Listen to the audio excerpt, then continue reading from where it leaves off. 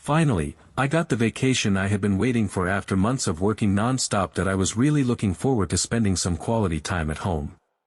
But as soon as I walked through the door, I noticed something was off. My wife was on the phone, speaking in a sharp and tense tone, complaining that someone had called them controlling and authoritarian. At first, I didn't interrupt, but I couldn't help wondering what it was all about. When she finally hung up, I asked who she had been talking to. Instead of answering, she turned to me and started yelling, accusing me of being the one who didn't give her freedom. That was the last thing I expected to hear the moment I walked in the door. I couldn't believe what I was hearing. I reminded her that I had never stopped her from doing anything she wanted. I'd always worked long hours to provide for our family and make sure she was comfortable. "What freedom don't you have?" I asked. But instead of calming down, she kept shouting. She said she wanted to spend more time with her friends and that I was too controlling.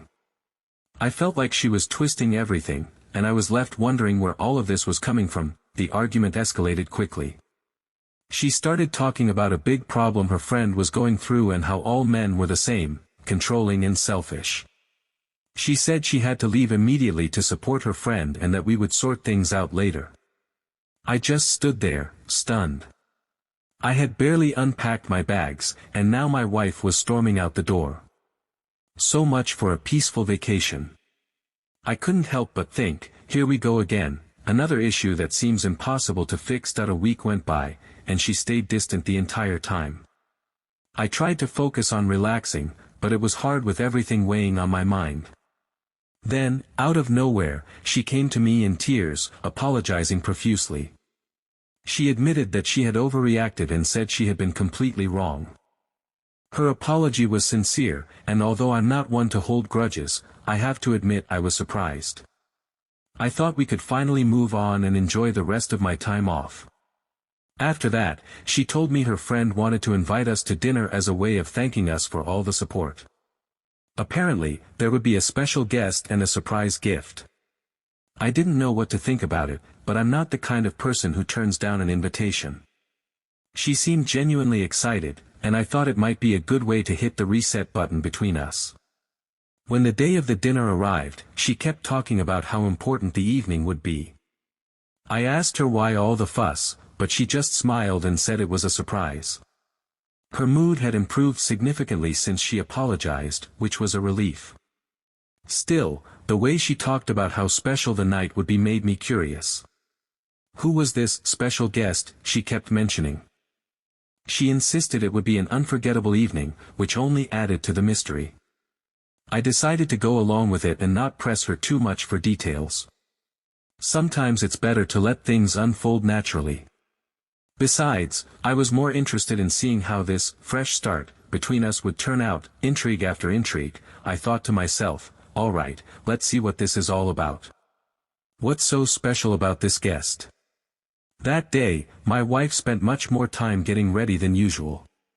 Her outfit was much fancier than what she'd typically wear for a casual evening. Naturally, I asked what the occasion was. She brushed it off with a simple answer: she just wanted to look nice. I didn't push it further, but I noticed that as for me, I kept my outfit simple but appropriate. I've always believed in dressing decently without making a big deal out of it, so that's what I did. Soon, we were on our way. When we arrived at her friend's house, the first thing I noticed was how many people were there. It wasn't just her usual group of girlfriends, there were also some mutual friends and several strangers. Her friend's new boyfriend, for example, caught my attention immediately. He was tall, confident, African American, and had brought along a few of his friends. They seemed relaxed but were clearly observing everyone, especially my wife and me. One of them even looked me up and down before fixing his gaze on her, licking his lips as he did so. It made me uncomfortable, to say the least. Eventually, we made our way to the living room where my wife's friend and her boyfriend were sitting with a small group. My wife joined them, and I followed, keeping a polite distance while listening to the conversation. Her friend introduced her boyfriend with a certain sense of pride. According to her, they hadn't been dating long but had known each other for years. "It's like fate finally brought us together," she said dramatically. I leaned toward my wife and joked, "Quick work, he must have been in the friend zone until now." She elbowed me sharply and told me not to say things like that, insisting it was true love. I couldn't help but chuckle, but my amusement didn't last long. As the evening went on, I couldn't shake the feeling that the boyfriend's group of friends was watching us. These weren't just casual glances around the room, they were observing us, whispering among themselves, and occasionally laughing in a way that felt directed at us. It wasn't paranoia, their behavior was too obvious to ignore. I decided to stay alert. The evening continued with everyone sharing stories and jokes, trying to create a relaxed atmosphere. Still, even with the light-hearted conversations, I couldn't ignore how comfortable my wife's friend's boyfriend seemed playing the host, as if he had known us all for years. He went out of his way to include my wife in every discussion. It wasn't enough to sound all the alarms, but I took mental note of it. Eventually, the night came to an end, and it was time to say goodbye. That's when things took an unexpected turn. The boyfriend approached my wife directly and asked for her phone number. He said he had a specific and important favor to ask her, but that it needed to remain a secret. I was standing right next to her and couldn't help but raise an eyebrow. What kind of favor required so much secrecy? To my surprise, my wife gave him her number without hesitation. "Of course," she said, as if it were the most normal thing in the world. On the way home, I couldn't stop thinking about what had just happened. Why would he need her number for a secret favor? And what was going on with those guys who had been watching us all night? I decided to keep my thoughts to myself for the time being, but something about the whole situation didn't sit right with me. My wife seemed calm, chatting casually about how much fun she'd had. Meanwhile, I kept replaying the evening in my head, trying to make sense of it all. When we got home that night, I noticed that my wife's phone started ringing almost as soon as we walked in. She answered immediately and was already deep into the conversation before I could even ask how her day had gone. I decided to let it go for now. After all, I had just gotten home and only wanted to relax. I washed my hands, changed clothes, and started preparing dinner. As I cooked, I couldn't help glancing at her from time to time. She was still on the phone, pacing around the living room, completely absorbed in the call. When I finished cooking, she still hadn't hung up. That's when I started to feel annoyed. How long could one call last? I motioned for her to wrap it up, but she responded with just a glance and mouthed, "Almost done," in a sharp tone, as if I was the one being unreasonable. I held back and set the table, trying not to show my irritation, but inside, I was already wondering what could be so urgent that it couldn't wait. She finally hung up and sat down with me for dinner. I didn't waste time and got straight to the point. In a firm tone, I asked, "Who was that? What does he want from you? What's this specific favor about?" She seemed surprised at first, then sighed and started to explain. Apparently, it was her friend's boyfriend on the phone. He needed help planning a surprise birthday party for her friend.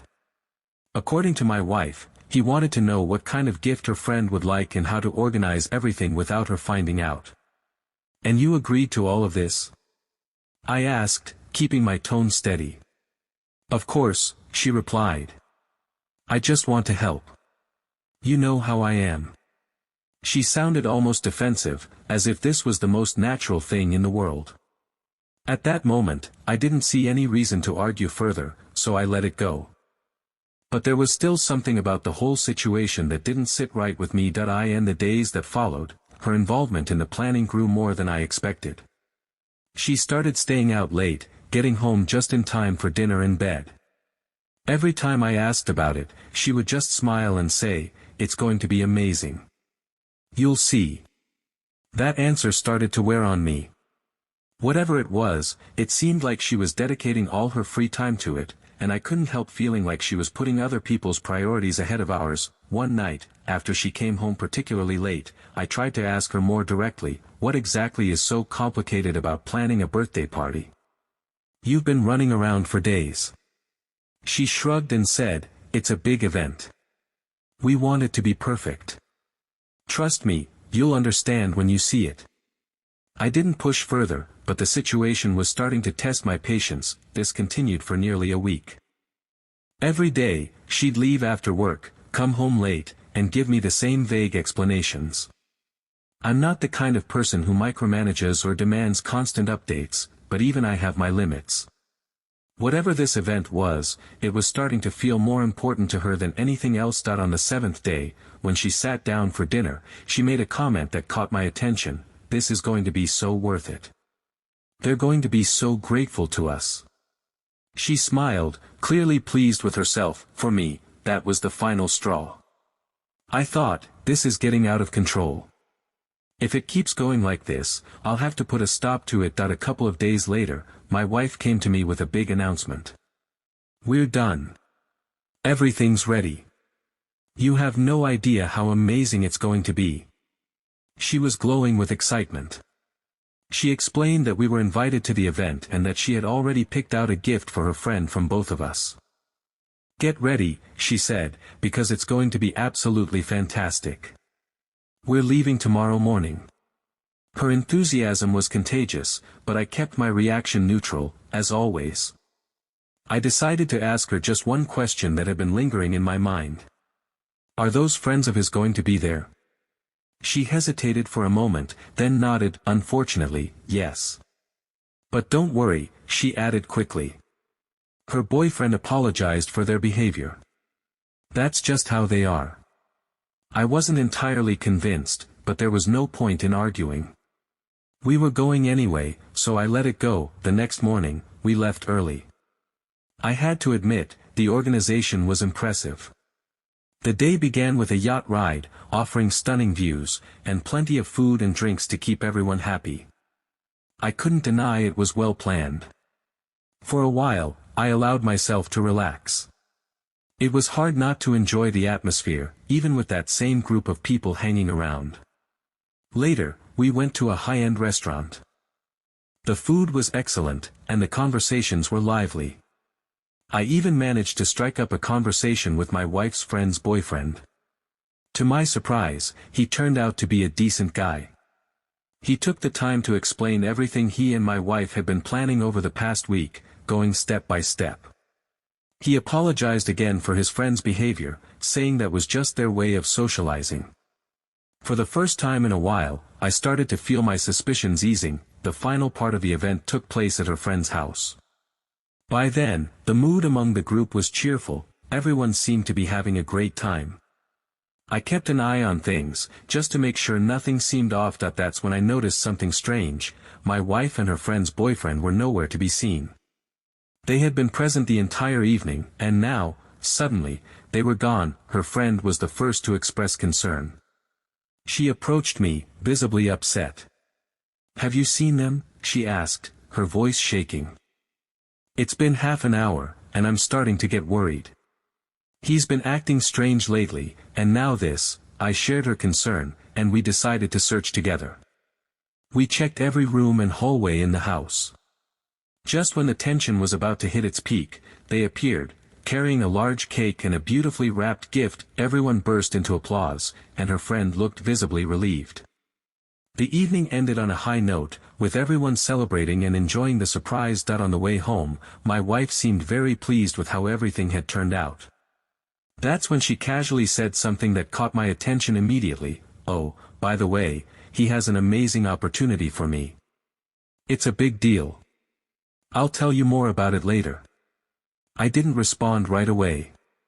I let the words sink in. Here we go again, I thought. Another mystery.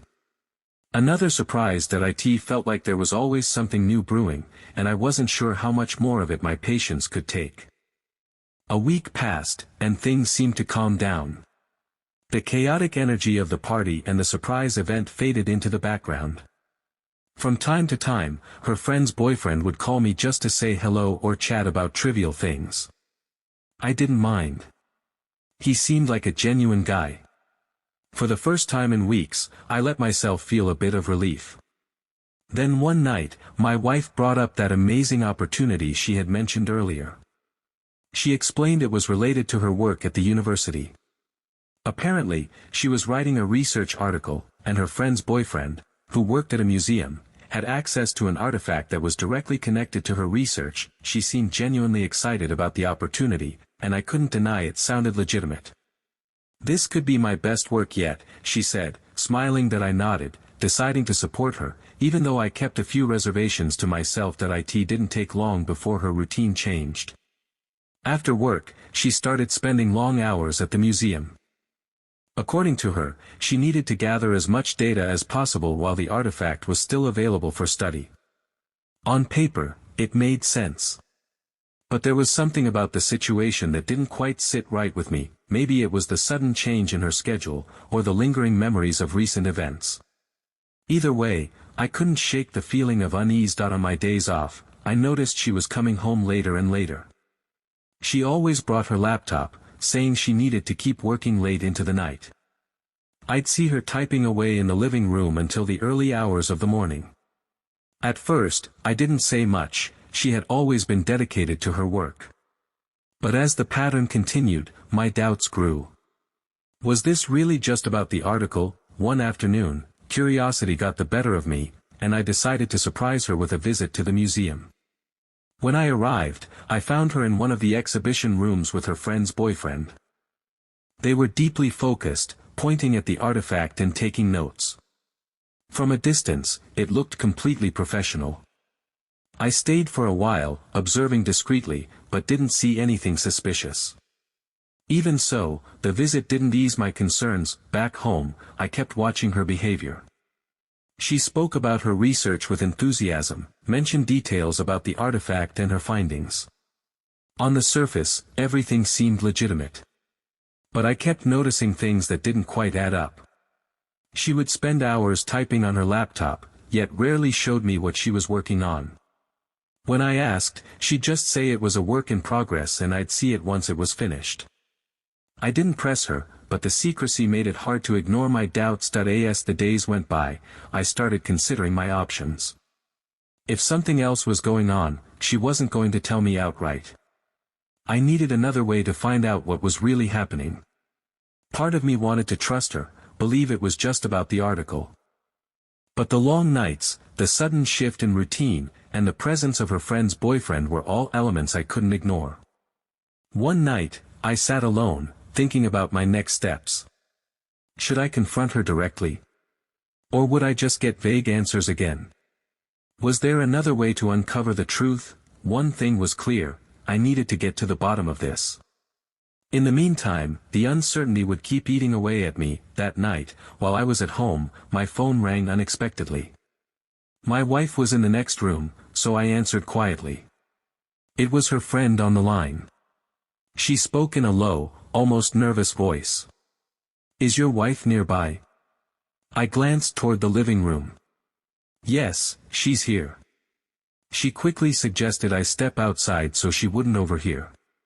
Intrigued and a bit worried, I walked out onto the patio with my phone in hand. Once I was outside, her friend began to explain. "I don't know how to say this," she started, "but my boyfriend has been spending a lot of time at the museum with your wife. It's making me uncomfortable. I just got out of a breakup, and honestly, I'm tired of all this drama." She paused before continuing, "I need to know what's going on between them. What are they doing there for so long?" I understood her concern. "Look," I told her, "I've been wondering the same thing. I even went to the museum once to check on them. All I saw was them discussing the artifact, nothing suspicious. But yes, the thought keeps crossing my mind too." She sighed on the other end, clearly frustrated. "We have to figure this out," she said with determination. That's when she proposed something bold. "What if we check their phones? I know my boyfriend's passcode. Maybe we'll find something that explains all of this.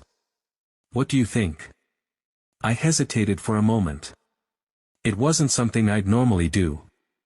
But the idea of finally getting answers was tempting. "All right," I agreed. "Let's do it."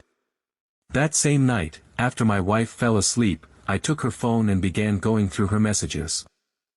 I wasn't sure what I was looking for, but I figured I'd know it when I saw it. To my surprise, I found nothing incriminating. All her messages with her friend's boyfriend were strictly professional, focused on the article she was writing. It was almost disappointing. I put the phone back where it was and decided to wait until morning to update her friend. The next day, I called to tell her what I discovered, or rather, what I hadn't. "There's nothing suspicious in their messages," I said. "They only talk about the artifact and the research. It all seems very normal." She didn't sound entirely convinced. "Well, I guess that's good," she replied. "But I still feel like something's off." Then she added something new. I checked his phone too, and I found something strange. He has tomorrow marked on his calendar, highlighted in red. No explanation. No details. Just one day in red. I don't know what it means, but it worries me. Either way, stay alert. Her voice reflected a mix of concern and curiosity. I didn't say much, but my mind was already racing. What could be so special about tomorrow? That very morning, my wife came home looking unusually cheerful. She barely took off her coat before announcing, "I've got a great idea. It's for both of us," she said with a smile. "And for my friend and her boyfriend too. We're going out tonight to a bar, and that's where we'll explain everything." Her enthusiasm was contagious, but I couldn't ignore the coincidence. "So this has to do with the day marked in red on the calendar," I thought out loud. But all I said was, "All right. Let's see what this is all about." That evening, we arrived at the bar, one of our favorite spots. It was outdoors, with a relaxed vibe, a place where we had spent many nights unwinding together. But this time, the atmosphere felt different. Once everyone arrived, they got straight to the point. My wife and her friend's boyfriend stood up and spoke to us directly. "We've noticed that you two have seemed tense lately," my wife began, her tone gentle but confident. "We understand that all these nights out and secret plans might have looked bad," added her friend's boyfriend, "but we're here to clear things up and set everything straight." The big announcement was that they had finished the article, my wife's research was complete, and the museum artifact had been key to her findings. We clapped and congratulated them. It was a relief to close that chapter, but they weren't done yet. "To celebrate," the boyfriend said, "and to spend some quality time together, we've planned a camping trip for all of us." At that moment, both I and my wife's friend felt the tension of the past few weeks begin to dissolve. The secrecy, the unanswered questions, everything started to make sense now that a camping trip sounded simple enough, and to be honest, I needed a change of scenery. The hike turned out to be pleasant. The trail was scenic, the weather perfect, and, for the first time in a while, the company felt genuinely relaxed.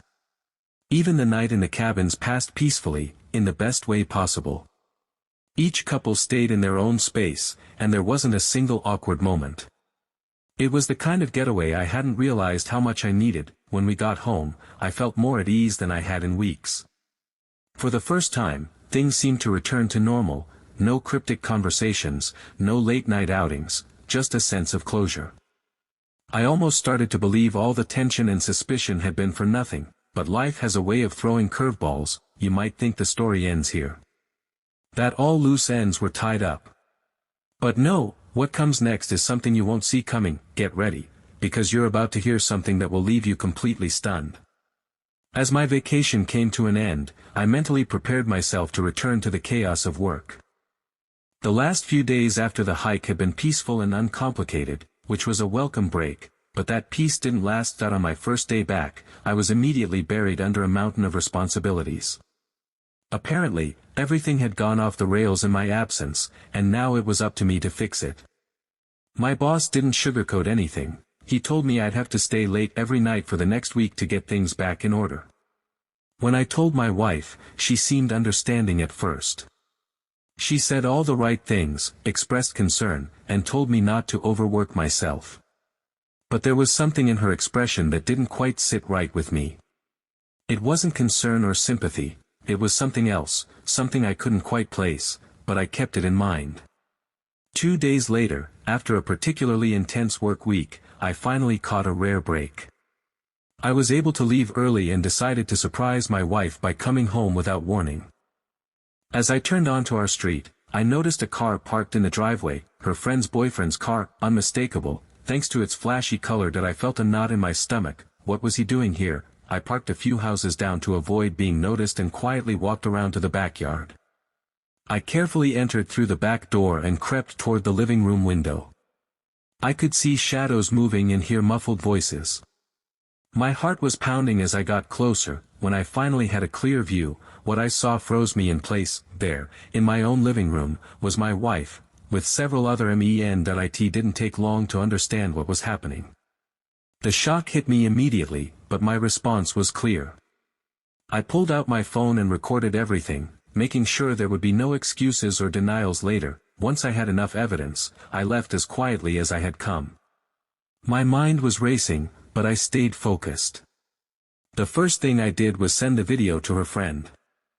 Her reaction was exactly what I expected, utter disbelief.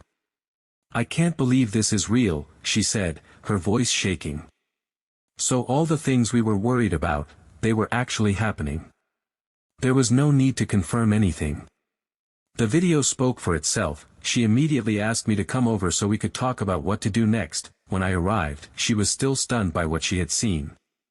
But once the initial shock wore off, it was replaced by rage. "We can't let them get away with this," she said firmly. "Ending things would be too easy. They need to feel what we felt. They need to understand what betrayal really means." Her words echoed my own thoughts. A simple confrontation wouldn't be enough. This had to be something calculated, something they'd never forget. Together, we began to plan that it wasn't just about confronting them or throwing everything in their faces. That would have been too easy. Instead, we decided to mirror their actions, step by step, down to the smallest detail. This would be more than just revenge. It was about making them see themselves through our eyes. The idea was bold and unconventional, but it felt right. The more we talked about it, the more determined we became. We planned each step carefully, leaving nothing to chance. From how we'd interact with others to the scenarios we'd create, everything was designed to reflect their behavior right back at them. The goal wasn't just to hurt them. It was to make them question everything they thought they knew. By the end of that night, we had the strategy fully mapped out. The decision was made. We would do exactly what they had done, step by step, and see how they reacted when the roles were reversed. The plan began with organizing a party, not just any celebration. It would be for my wife's upcoming birthday, and the timing couldn't have been more perfect. I started devoting a lot of time to helping her plan, deliberately creating an air of busyness and secrecy, just like she had before. I began coming home late, offering vague excuses about party errands and last-minute planning. At first, she didn't seem upset, but I noticed the curiosity in her eyes every time I returned home late without offering details. The cake was a crucial part of the plan. Remembering how the surprise cake at her friend's party had been such a dramatic moment, we made sure to replicate that detail. Her friend and I took care of every aspect, from the design to the delivery. When the night of the party arrived, we recreated the scene perfectly, including the reveal of the cake at just the right moment. My wife's expression was indescribable. For a second, I saw something flash in her eyes, a flicker of suspicion or unease, but she quickly masked it with a smile, maybe trying to convince herself everything was fine. As the days went by, I slowly increased the intensity. One night, I casually mentioned that her friend had an impressive talent for Excel and that I'd be spending a few late nights helping her with an important year-end report. "It'll really help her team," I said lightly. My wife's reaction was cautious at first, but I caught the worry in her eyes. She asked a few questions, but I kept my answers brief and intentionally vague. The tension in her voice was impossible to miss, even though she tried to hide it. Her behavior began to change noticeably. At first, it was small things, lingering looks when I came home late, casual questions about my day. But soon, her attitude grew more tense. She started checking my phone more frequently, making offhand comments about how much time I was spending helping her friend. The jealousy and suspicion built up, and it was clear that she was growing increasingly anxious. It was almost ironic, watching her go through the same emotional turmoil I had felt not so long ago. To take things further, we planned another hiking trip, this time with the same approach they had used with us. We framed it as a way to unwind and reconnect after all the hard work. I could see the hesitation in her eyes when I brought it up, but she didn't decline. By then, her defenses were at their peak. and every move seemed to put her more on edge. The hike itself went smoothly, but the tension was palpable. It was the first time I saw her truly rattled.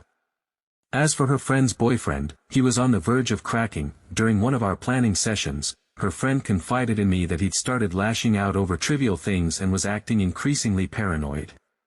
"He's not used to being on the other side," she said with a sly smile. It was clear our plan was working, and that the cracks were beginning to show. The satisfaction was undeniable. But we knew we weren't done at this point. Both my wife and her friend's boyfriend were near their breaking points. Every calculated move, every subtle hint, every mirrored action had brought them closer to collapse. The plan had been executed with precision, and the results were undeniable, but one final piece remained. One last move to tie everything together. You might think you've heard it all by now, but trust me, the most important part is still to come. The final twist is something you won't see coming, and it will change everything. Get ready, because you're about to witness the final move that brings it all together. The day had arrived. After weeks of planning and carefully executing every step, we decided it was time to deliver the final blow in our revenge. I called in sick to work, giving myself the day to prepare. As usual, my wife left the house without offering much explanation. I suspected she was going to see her lover, but by now, that didn't matter. What mattered was what was about to happen in our living room. Her friend arrived right on time. We had discussed everything the night before, and she was just as determined as I was. There were no doubts or regrets.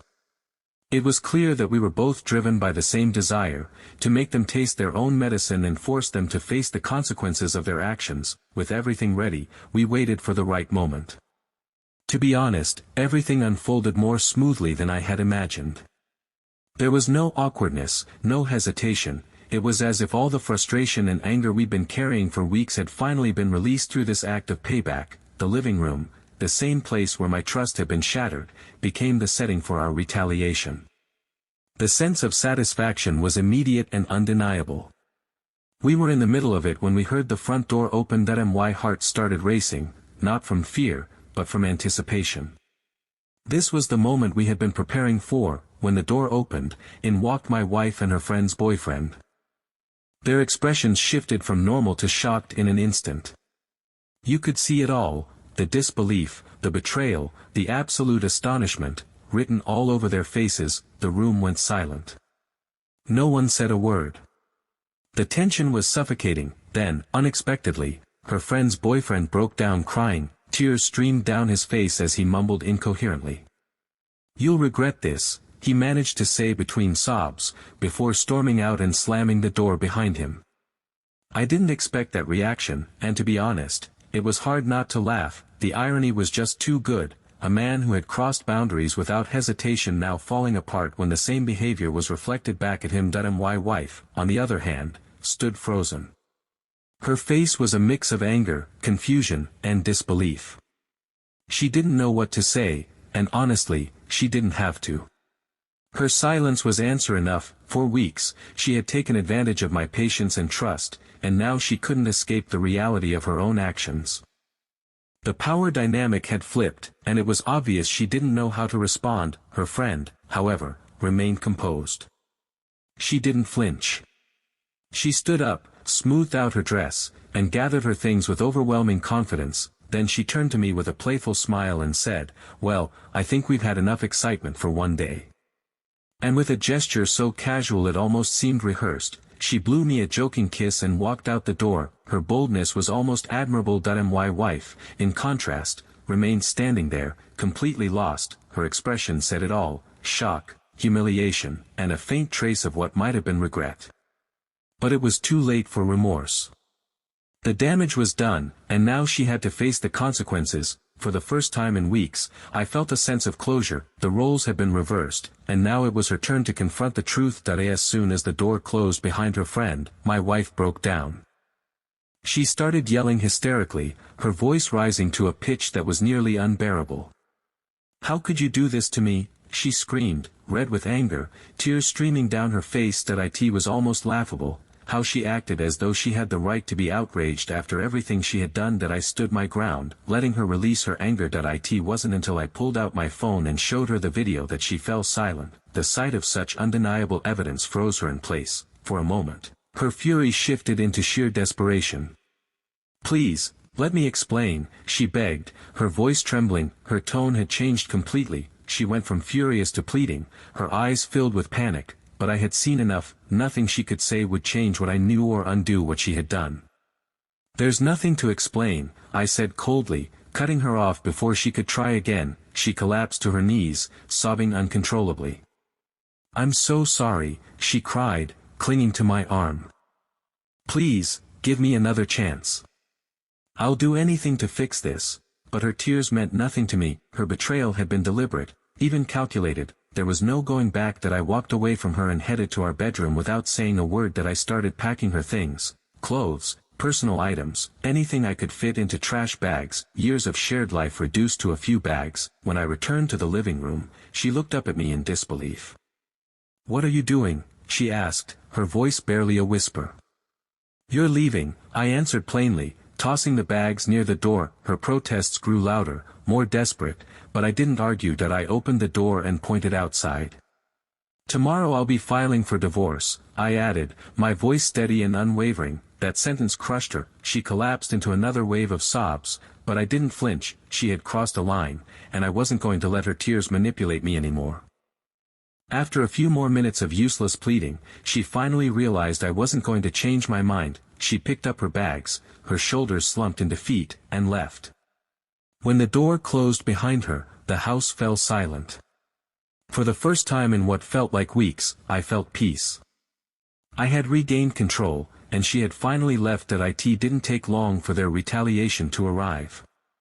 A few days later, a group of men, obviously friends of her lover, showed up outside my house. They started throwing stones at the windows, shouting insults, and scratching my car with keys. The sound of breaking glass shattered the stillness of the night. But I didn't panic. I quietly checked my security system to make sure everything was being recorded. The commotion didn't last long. I didn't confront them directly, knowing that the footage from my cameras would be far more effective than any confrontation. Minutes later, they left, leaving broken windows and a damaged car in their wake. The next day, I carefully reviewed the videos, ensuring every detail of their actions was recorded. It was clear and undeniable. In the morning, I took the recordings to the police. The officers acted swiftly and identified the culprits based on the video. Within days, they were located and summoned to give statements. Their courage had disappeared, replaced by nervous apologies and excuses. It was gratifying to know they wouldn't get away with it. In the end, the police imposed fines and charges for vandalism. They were held accountable, and I was assured that if they harassed me again, the consequences would be more severe. My security cameras had done their job, not only recording their actions but also serving as a deterrent for future aggression. Order was restored, and I could finally begin focusing on rebuilding my life. The divorce process moved quickly, much faster than I had expected. With all the evidence I had, there was little room for defense. My lawyer took care of everything down to the smallest detail, and the judge ruled in my favor on nearly all counts. I was able to keep the house, the car, and most of the assets we had accumulated together. It wasn't about the material things, it was about ensuring that her betrayal wouldn't leave me on the street. One of the most satisfying outcomes was the compensation I was awarded for the damage to my property. The video from my security cameras left no room for doubt about who was responsible, and the legal system made sure I was reimbursed. It was a small victory in the grand scheme of things, but it was an important step in rebuilding my life. In the weeks following the divorce, my phone didn't stop ringing with calls and messages from her. At first, she was furious, accusing me of being heartless and treating her unfairly. But over time, her tone changed. Desperation replaced the anger, and she started begging me to reconsider. "Please, we can fix this," she said in a voice message, her voice breaking with emotion. But by then, I had already made up my mind. There was no going back. Her persistence didn't last long. Eventually, I found out she had moved in with the man she had cheated on me with. That didn't surprise me, it was the logical step for her. But the satisfaction of knowing that he was now her problem was undeniable. She had made her choices, and now she had to live with them. The irony of her situation didn't take long to become clear. Apparently, the relationship was far from perfect. The passion that had united them in secret didn't survive the daily routine of living together. They were constantly arguing, their personalities clashing more than they had expected. According to mutual acquaintances, it didn't take long before each of them went their separate ways. As for me, life returned to a peaceful pace. I focused on my work, my health, and my hobbies, things I had neglected in the midst of all that chaos. The house felt quieter, but it was a welcome silence. For the first time in a long while, I felt at peace. I didn't have to worry about lies, secrets, or betrayals. It was just about me, rebuilding my life on my own terms. Occasionally, I would reflect on everything that had happened, the betrayal, the revenge, the consequences. It almost seemed surreal when looking back on it. But those moments of reflection were brief. I didn't linger in the past. I preferred to look forward, focusing on the opportunities that lay ahead. Yes, it had been a painful experience, but it had also been a turning point. It forced me to reevaluate my life, my values, and my priorities. And sitting in the tranquility of my home, I realized that nothing would change. Sometimes, the hardest moments in life pave the way to greater clarity, and for me, that clarity was worth everything. Story 2. My wife and I met in Savannah, where we both attended college in very different fields. She was going for scriptwriting, and I studied archaeology. The first date went well enough that we continued seeing each other, and the more we did, the more we realized just how perfect we were for each other. She was a little geeky, very feminine, and very good at communicating. When we first dated, we went out together weekly for trivia night at our favorite place and saw each other any chance we got during the week. Before her third year in school started, she moved in with her mom to save money because living on campus wasn't the best financial decision. From the first time I met her mom over dinner, she loved me, so did her sister and nieces. They all accepted me as if I was always part of the family. I had a job lined up as an archaeologist as soon as I graduated. My wife had a little trouble finding a job with her degree, so she started writing scripts to submit to several streaming services and channel networks. None of those panned out. Meanwhile, I proposed, and we moved into the house I bought, regardless of her income. I knew I wanted to marry her as my wife. She continued writing for about a year, but after that, she caved in and got a job as a receptionist at a nonprofit organization.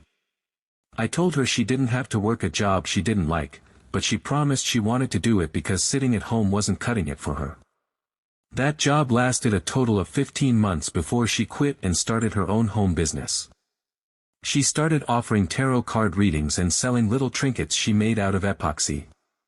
Every Saturday, she went to the market with a cart full of her art projects to set up at a table she decorated to look pretty, inviting, and mysterious. I was surprised at how much money she managed to pull in from doing this. As an archaeologist, I had to travel for work. I would be home for about 2 weeks at a time, then leave for up to 6 weeks at a time. That was the longest it ever was, which I didn't think was that bad. Sure, I missed the intimacy with my wife, but that's what makes marriage so sacred. You wait and remain loyal to your spouse no matter what life throws at you, and when you reunite, it's the most rewarding relationship experience. That I returned from a 6-week trip at one point, and after we had wonderful reunion sex, it seemed like something was bothering my wife. It was like she wanted to say something to me but wasn't sure how I'd take it. As we sat watching a movie, she cloned her phone, and I could feel her heartbeat racing. I finally paused it and confronted her, saying it was obvious something was on her mind. She swallowed hard and started to cry. She admitted she'd met someone at the market that she really enjoyed talking to. She said she wanted to consider being a life coach to said person, but she wasn't sure how I'd feel about her talking to him every day. I asked her if I could read it, what they had said to each other so far, so she gave me her phone. After she scrolled up on the messages, there wasn't much that screamed infidelity to me. She just asked him how he was handling the move and reminded him that while having to relocate your family is a huge pain and life obstacle, it isn't the end of the world, and he didn't have to feel trapped. We all have the free will to do whatever we feel like, up to, and including buying a plane ticket out of the country and never looking back. I told her it was fine for her to coach people and have friends. I just wanted to know the first names of the people she talked to and made it clear that I trusted her not to start an affair or behave inappropriately with anyone. She was accepting of my terms, but I did notice a little disappointment in her, not enough that I could say anything. She would have denied it.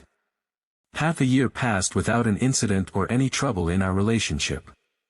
While I was away working in Tennessee, my wife called me one evening as I lay in my hotel bed.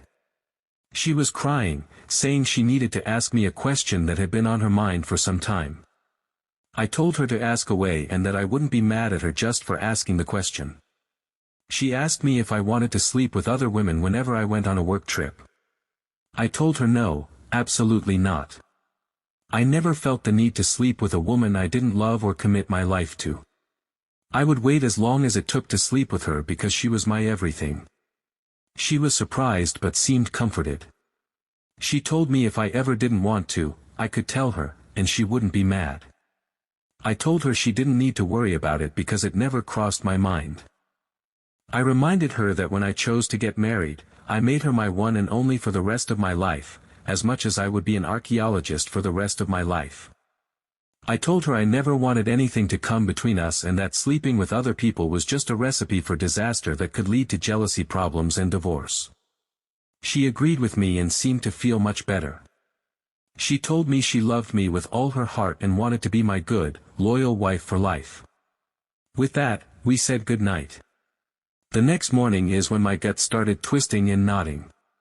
I didn't know what was going on at first. I honestly considered food poisoning as a possibility, but after giving it a moment's thought, I realized I wasn't sure I could trust my wife. She never asked me if she could sleep with someone else, but she kind of went around the question by asking me if I wanted to. I decided to go home early, even though my request was denied. I was risking my whole job to drive back home before I was scheduled to leave. After hours of worry and driving, I arrived home to find my wife's car in the driveway and no suspicious activity. I was relieved, but that was short-lived. As soon as I unlocked the front door, I heard sounds coming from our bedroom. I raced to it to find my wife having sex with another man. When she saw me standing in the doorway, she screamed. I yelled for him to get out of my house, which he did after scooping up his clothes. I just stared at my wife in disbelief for a few seconds before reminding her that I just told her how much I didn't want either of us to sleep with other people and how bad it would be for our relationship. She just whined and asked me what she was supposed to do when most of her life was spent waiting for me to love her instead of actively loving her. I told her she should do what any normal person has to do when they don't have access to a lover, not meet some stranger and decide to take him to her marital home to have sex while her husband was out working. I told her this went against everything marriage stood for and that whatever fantasy she had about an open relationship wasn't going to happen with me. I demanded a wife in all senses of the word. She was on her knees, crying her eyes out, begging me with cupped hands to forgive her. She blamed herself for talking to other women about her situation and listening to them when they told her to do whatever she felt was right. I was beside myself. I couldn't believe that even though I was totally clear about how I felt about an open relationship, she still went and talked to other women who encouraged her to give in to temptation and betray her vows. She cheated on me. She kept me in the dark, and I still caught her sleeping with him. I told her to get out. She told me she didn't know where to go. I told her I didn't care. I knew she had family and friends who wouldn't let her spend a night outside, so I told her to go to one of their houses. She wouldn't move, all she did was sit in the hallway, making all kinds of remorseful noises. Whenever she thought of something specific, she'd start sobbing all over again. I ignored her as best I could, locking myself in the spare room. As annoying as it is, I was forced to stand my ground and share the house with her until she was ordered to vacate by the court when our divorce was final. While we lived separately under the same roof, I posted daily on social media about what she'd done, tagging all her profiles and business accounts to it. I commented on the pictures of her tarot table set up, making smart remarks that questioned her ability to even see her own future downfall. This definitely impacted her reputation. A lot of would-be customers took one look at her social media accounts and found at least one of my comments. It was enough that she lost all motivation to do it. She didn't even try getting a job in her degree field again. My testimony, along with the phone records I requested, were enough to avoid alimony payments. So, without any life prospects or motivation, my divorced ex moved back in with her mother, sister, and nieces. She's basically back to where she was in high school, except much older and sadder. This story illustrates the destructive impact of distrust and infidelity in marriage. Infidelity is a profound breach of trust and consent, which can lead to serious consequences for all parties involved, including emotional and psychological trauma. While understanding the feelings of hurt and anger by the main character is understandable, I disagree with his decision to publicly destroy his ex-wife's reputation. Public humiliation and insults can exacerbate the suffering of both parties and create additional obstacles to the healing process. It is important to find healthy ways to cope with such difficulties, including seeking support from friends, family, or professionals. Forgiveness can be a long and complex process, but focusing on one's own emotional well-being and rebuilding trust in the future is key to positive development.